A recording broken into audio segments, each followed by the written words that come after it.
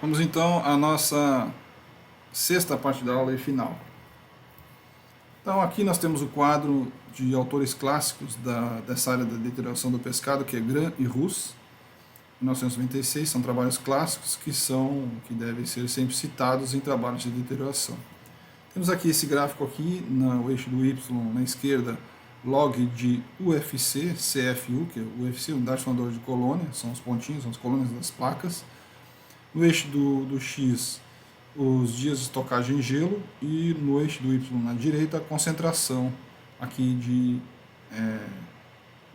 das análises físico-químicas. É o seguinte, aqui nós temos então a contagem microbiológica, tá? A análise sensorial, tem essa setinha aqui para baixo, nesse ponto, e aqui as características físico-químicas. Então, como eu falei, tudo parte e é norteado pela avaliação sensorial, quando se detecta o ponto de rejeição sensorial, ou quando o pescado está em putrefação. Então, para você provar que o pescado está no ponto de rejeição, você, além da avaliação sensorial, provar isso aí, e a tabela estar adequada, né? Ou seja, pode ocorrer a situação de a tabela, vamos supor, aquela tabela lá, que tenha 6 pontos, pode ser que o pescado se rejeite, atinja a rejeição menor que 6 pontos, maior que 6 pontos. Então essa tabela não está adequada a aquele tipo de pescado. Isso pode acontecer na pesquisa. Mas se a tabela estiver adequada, o pescado será rejeitado e apresentará, pela avaliação sensorial, menor que 6 pontos. A contagem total também. Pode ser que a contagem total não detecte. Ou seja, como eu falei para vocês, aqui é o limite americano, 10/8. Americano, desculpa. Limite internacional, 10/8. O limite aqui do Brasil é 10/6. Aqui estão trabalhando com limite internacional, 10/8 de contagem total. Contagem total de quê?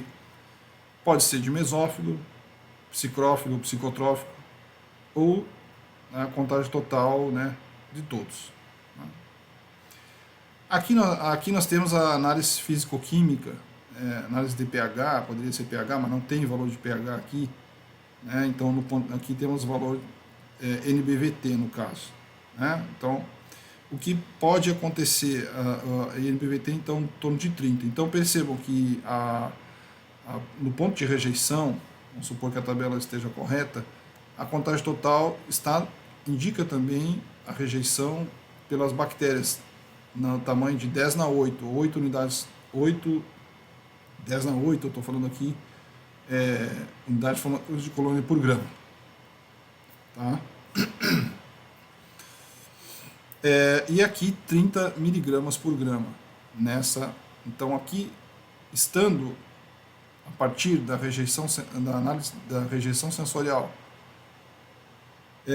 a contagem total no limite de rejeição da contagem total, que é 10/8, e no limite de rejeição das características de deterioração química, 30, o pescado, então, se sofreu, então, entrou no período de rejeição com 21 dias.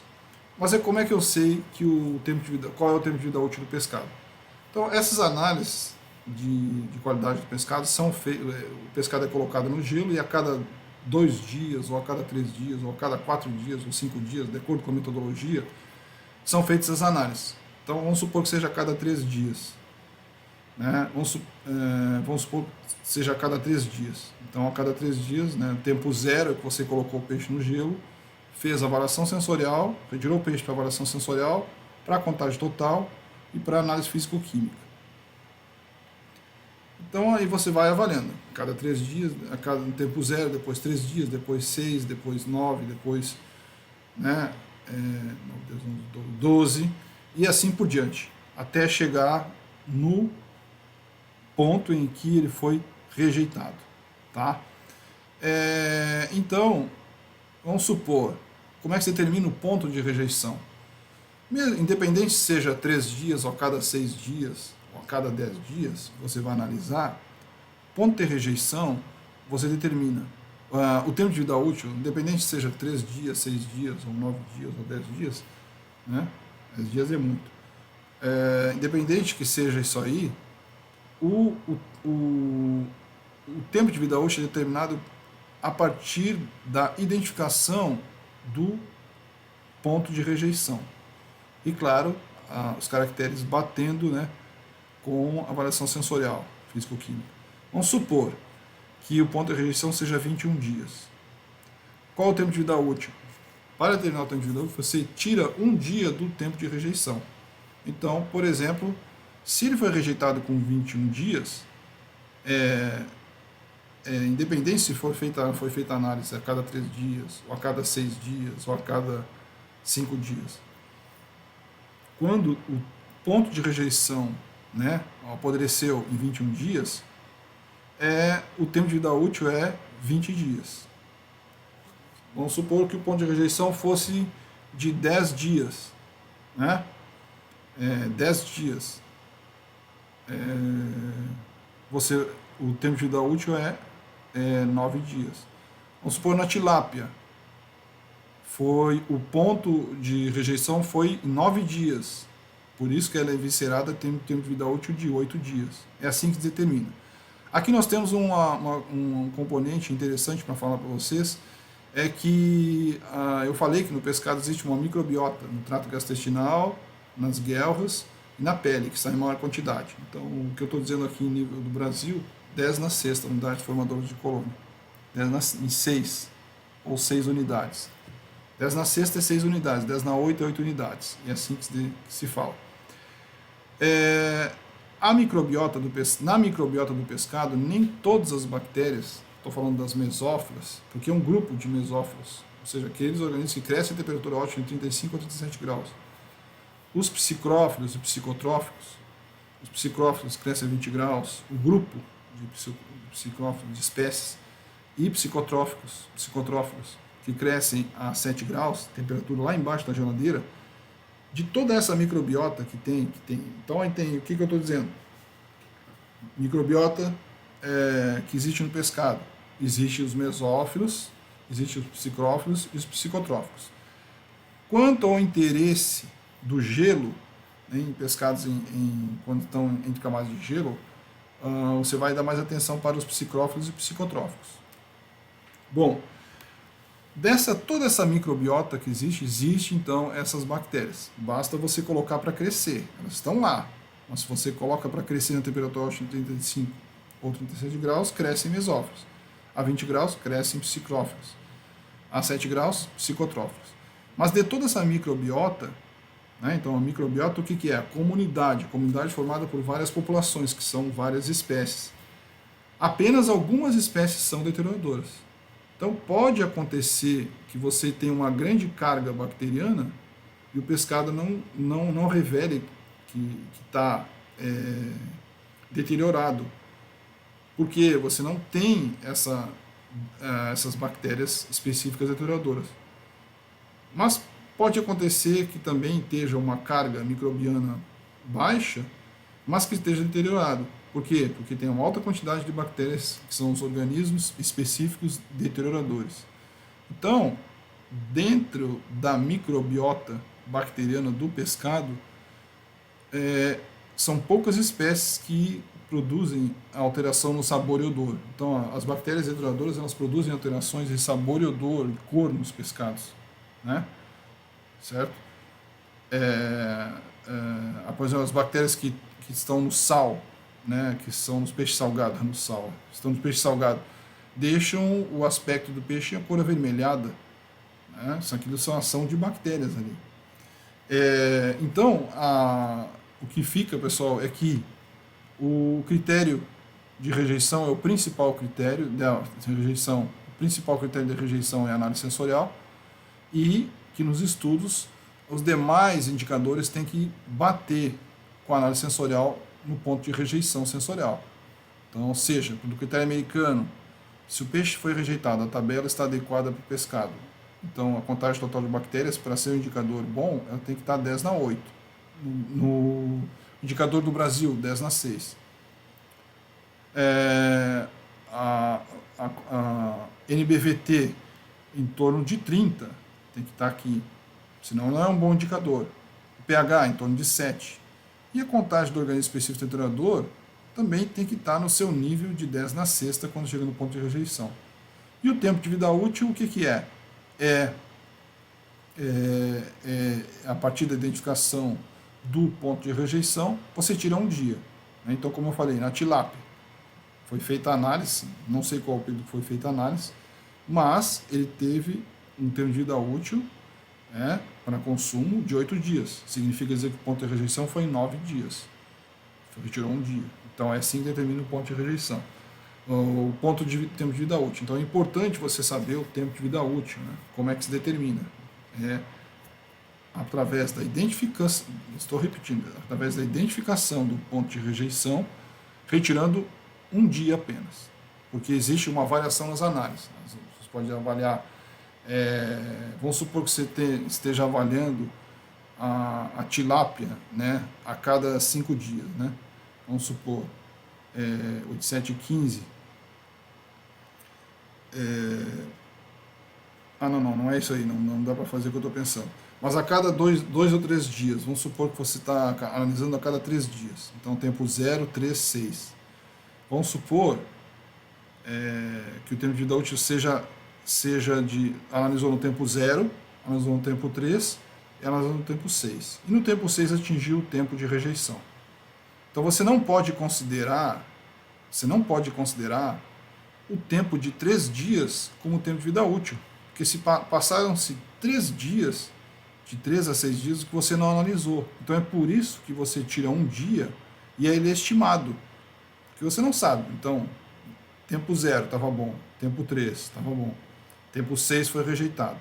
Eu não posso falar que o tempo de vida útil foi 3 dias, se durante do tempo de 3 a 6 dias foram 3 dias que se passaram.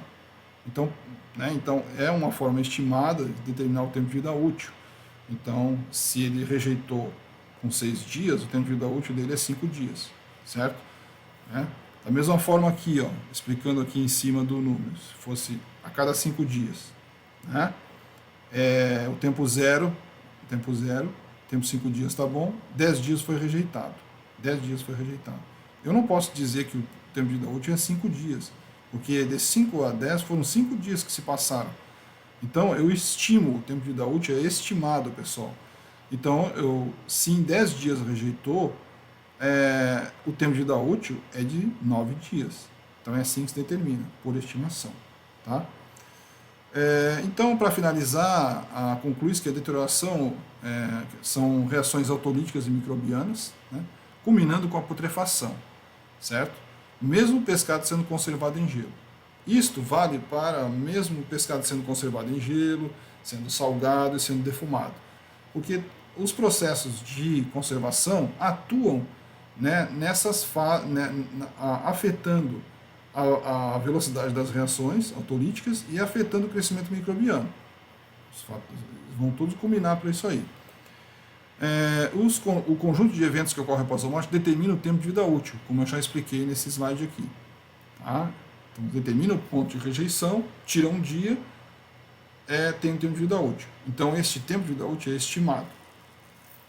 Os estudos de deterioração do pescado servem para determinar o tempo de vida útil, sim, identificado por indicadores subjetivos, que é a avaliação sensorial, e objetivos, análise do pH, análise físico-química, análise microbiológica, né, os quais servirão para indicar a qualidade do pescado.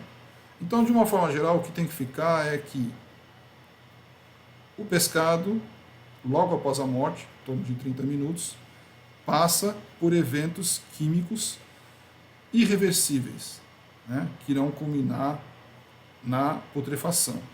E que, se não forem feitas formas de conservação através do uso do gelo, através do salgamento ou defumação, esse pescado apresentará um tempo de vida útil menor. O correto, então, é conservar, né, o pescado logo após a sua captura. Então, como é que eu vou salgar um peixe? Ora, o peixe, para ser salgado, tem que estar em boa qualidade. Não adianta você pegar um peixe em pós-rigor, que já passou pelo evento de rigor mortis pleno, e vai atingir a putrefação e salgar. Não adianta você defumar um peixe em pós-rigor. Então, aonde que eu tenho que trabalhar com a conservação do pescado? Pela tabela de avaliação sensorial, você tem que trabalhar, pegar um peixe de excelente qualidade. Você tem que pegar o peixe, capturou, colocou no gelo e vai usar para refrigerar ou para congelar. Capturou, colocou no gelo, vai usar para salgar. Capturou, colocou no gelo, vai usar para defumar. É esse o peixe que vocês têm que levar em consideração. Mesmo você congelando, que o método de congelamento é um método da cadeia do frio, que o peixe atura mais tempo, tem tempo de vida útil mais tempo no gelo, então o peixe pode durar 6 meses. Se você pegar um peixe que está no pós-rigor mortis, não adianta colocar lá que ele não vai durar mais não. Não vai durar mais. Porque já está naquele estágio de comparado, vamos supor que você pegue um peixe para congelar, logo que morreu, congelou, né, e comparado com um peixe que está no pós-rigor mortis já e congelou, esse peixe de pós-rigor mortis não vai atuar, já vai estar todo sem, com a pele caindo, os olhos fundidos, já vai estar deteriorado. Então não adianta fazer isso aí, mascarar, porque está errado. Então, assim, a pessoa que compra o pescado, ela pode não detectar, entendeu? Mas um técnico nessa área, ele detecta facilmente isso aí. E é uma vez só que engana o consumidor. Depois não vai enganar mais. Porque o consumidor não vai procurar uma feira, um mercado, e até vai denunciar um pescado em péssimas qualidades, já deteriorado, ou seja, em putrefação. Né? Então, o pescado que está em putrefação, está deteriorado, deteriorado, todo o pescado está. Vou corrigir o termo aqui. Logo que o peixe morre, ele já entra no processo de deterioração, que é um processo químico irreversível que leva até a putrefação. Então, um pescado que está em putrefação, ele jamais será utilizado para alimento. Vai ser utilizado para outras coisas, produção de farinha, óleos, alguma coisa assim, mas jamais será utilizado para alimentação, né? Seja ela humana ou animal, né? Nesse estado, certo? Nesse estado aí, nessa condição. Então, essa aula era uma aula norteadora para as demais aulas e vai nortear o pensamento de vocês em relação à disciplina, né? Que deve ser pensado e que deve ser seguido ao longo da vida de vocês, né? Como futuros técnicos de aquicultura. Essa é a ideia que tem que ser quando nós trabalhamos com pescado, tanto da pesca quanto da piscicultura. Isso aí vocês têm que pensar nisso aí. Então é isso aí, pessoal. Boa noite a todos.